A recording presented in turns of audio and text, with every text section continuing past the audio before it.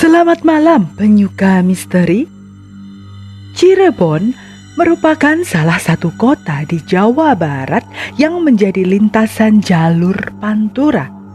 Jalur sepanjang pantai utara yang menghubungkan Jakarta, Cirebon, Semarang hingga Surabaya. Tidak hanya itu, Cirebon yang pemandangan alamnya menarik pun menyimpan banyak kisah horor. Berikut tempat-tempat angker di Cirebon. Yang pertama, pabrik gula Karangsuwung. Pabrik gula Karangsuwung terletak di Karangsuwung, Kecamatan Karangsembung. Pabrik gula itu dibangun pada tahun 1854 oleh Belanda. Pada tahun 1958,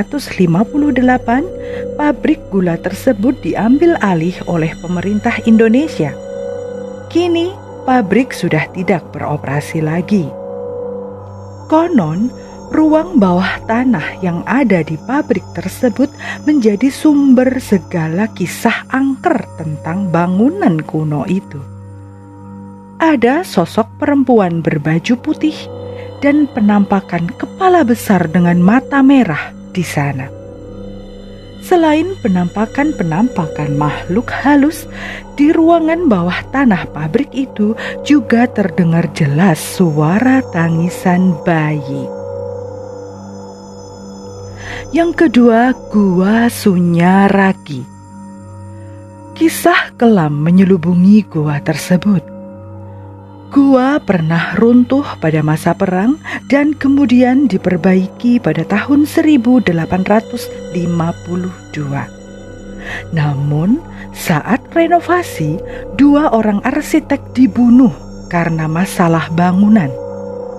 Sejak saat itu, beredarlah kabar tentang arwah arsitek yang mengganggu para pengunjung pada malam hari. Selain itu, gua tersebut juga menjadi lokasi penting tari topeng Cirebon yang mistis. Para penari, kabarnya perlu dirasuki Nyimas Gandasari saat melakukan pertunjukan. Maka mereka melakukan ritual di gua yang berada di Sunyaragi, Kecamatan Kesambi tersebut. Yang ketiga, Sungai Krian. Sungai Krian punya banyak kisah yang menggegerkan warga Cirebon. Mulai dari maraknya orang hilang di area sungai hingga penemuan mayat di sana. Sungai tersebut juga dikenal dengan mitos siluman buaya putihnya.